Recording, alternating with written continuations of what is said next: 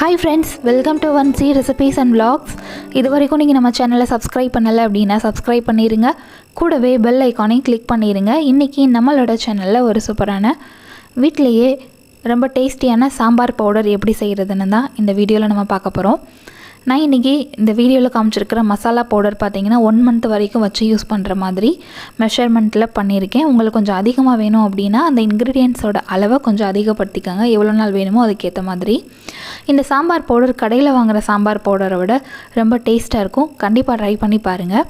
இப்போ இந்த சாம்பார் பவுடர் பண்ணுறதுக்கு என்னென்ன இன்க்ரீடியன்ட்ஸ் வேணும், அதை எப்படி ட்ரை ரோஸ்ட் பண்ணணும் அப்படிங்கிறத பார்க்கலாம். ஃபஸ்ட்டு ஒரு ஃப்ரை பேன் எடுத்துகிட்டு அது ஈரம் இல்லாமல் நல்லா ட்ரை ஆன பின்னாடி அதில் 1/4 கப் அளவு மல்லி விதை ஆட் பண்ணிக்கலாம்.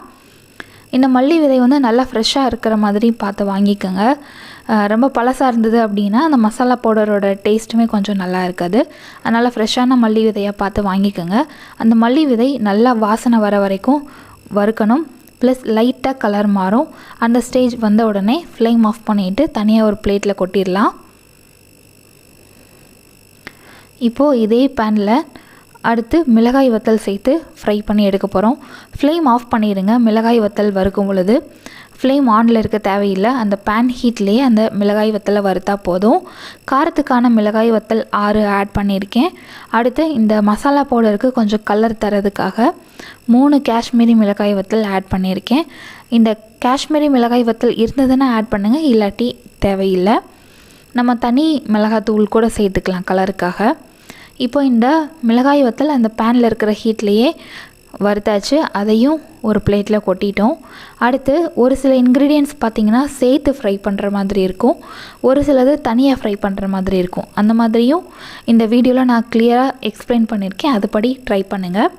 1 ஸ்பூன் அளவு சீரகம், 1 ஸ்பூன் அளவு வெந்தயம், 1/2 ஸ்பூன் அளவு கடுகு, அடுத்து 1/2 டீஸ்பூன் அளவு முழு மிளகு, கொஞ்சமாக கருவேப்பிலை, ஃப்ரெஷ்ஷான கருவேப்பிலை ஆட் பண்ணி இப்போ இது எல்லாத்தையும் ட்ரை ரோஸ்ட் பண்ணுங்கள். மிளகாய் வத்தல் வறுக்கும் பொழுது ஃப்ளேம் ஆஃப் பண்ண சொல்லியிருந்தேன். இந்த இன்க்ரீடியன்ட்ஸ் சேர்த்து ஃப்ரை பண்ணும் பொழுது ஃப்ளேம் ஆன் பண்ணிடுங்க. ஆன் பண்ணிவிட்டு இந்த இன்க்ரீடியன்ட்ஸ் எல்லாம் நல்லா ஸ்மெல் வர வரைக்கும் வறுத்துட்டு லைட்டாக கலர் மாறும். அந்த டைமில் ஃப்ளேம் ஆஃப் பண்ணணும். இப்போ பார்த்திங்கன்னா அந்த இன்க்ரீடியன்ட்ஸோட கலர் லைட்டாக சேஞ்ச் ஆகிருக்கு. அந்த கருவேப்பிலையுமே பார்த்திங்கன்னா எடுத்து உடைச்சோம் அப்படின்னா உடையும். அந்தளவு கிறிஸ்பியாக ஃப்ரை ஆகிருக்கு. கருக விட்டுறக்கூடாது, அந்த மசாலா பவுடரோட டேஸ்ட்டே மாறிடும்.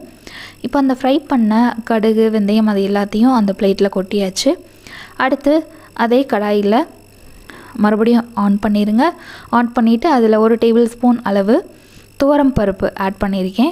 இந்த பருப்பை நல்ல கலர் மாறுற வரைக்கும் வறுக்கணும்.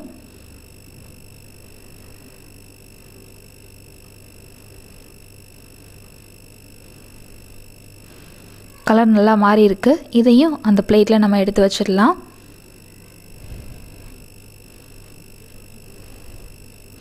அடுத்து மறுபடியும் ஃப்ளேம் ஆன் பண்ணிடுங்க.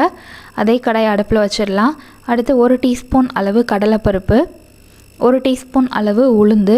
எங்கிட்ட வந்து உடச்ச உளுந்து தான் இருக்குது. உங்ககிட்ட முழு உளுந்து இருந்ததுன்னா 1 டீஸ்பூன் அளவு ஆட் பண்ணிக்கோங்க. அடுத்து 1 டீஸ்பூன் அளவு பச்சரிசி, நம்ம இட்லி தோசைக்கு யூஸ் பண்ணுவோம் இல்லை அந்த பச்சரிசி. இப்போ இது 3ஐயும் நல்லா வாசனை வர வரைக்கும் லைட்டாக கலர் மாறுற வரைக்கும் வறுக்கணும்.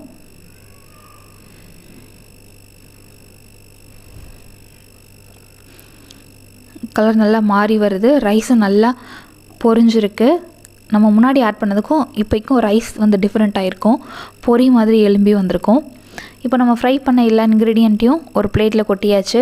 இதில் 1 டீஸ்பூன் அளவு மஞ்சள் தூள் சேர்த்துக்கலாம். உங்கள்கிட்ட விரலி மஞ்சள் இருக்குது அப்படின்னா அது கொஞ்சமாக எடுத்து லைட்டாக கல்லில் தட்டி அதுக்கடுத்து இந்த இன்க்ரீடியன்ட்ஸ் கூட ஆட் பண்ணிக்கோங்க.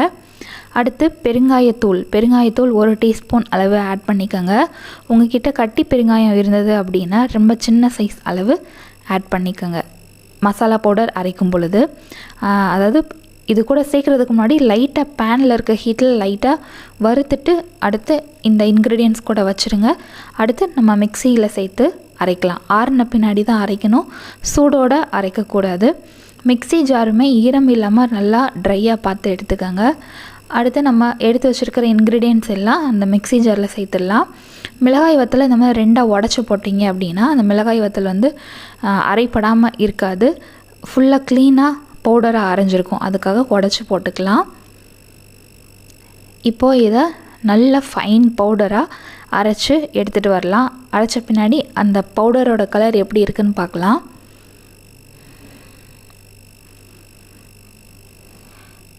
நம்மளோட மசாலா பவுடர் சூப்பராக ரெடி ஆயிடுச்சு. பாருங்கள், கலர் சூப்பராக வந்திருக்கு.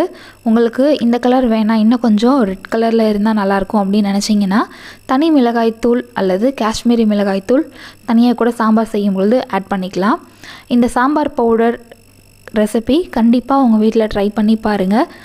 அந்த சாம்பாரோட டேஸ்ட் ரொம்பவே சூப்பராக இருக்கும். கடையில் வாங்கி பண்ணுற அந்த சாம்பார் பவுடர் சேர்த்து பண்ணுற சாம்பாரை விட இந்த வீட்டிலே செஞ்ச சாம்பார் பவுடர் சேர்த்து பண்ணுற சாம்பார் ரொம்ப சூப்பராக இருக்கும். கண்டிப்பாக ட்ரை பண்ணி பாருங்கள். இந்த வீடியோ உங்களுக்கு பிடிச்சிருந்தது அப்படின்னா இந்த வீடியோவுக்கு ஒரு லைக் கொடுங்க, எல்லாத்துக்கும் ஷேர் பண்ணுங்கள், மறக்காமல் நம்ம சேனலை சப்ஸ்கிரைப் பண்ணுங்கள். தேங்க்யூ ஸோ மச் ஃபார் வாட்சிங்.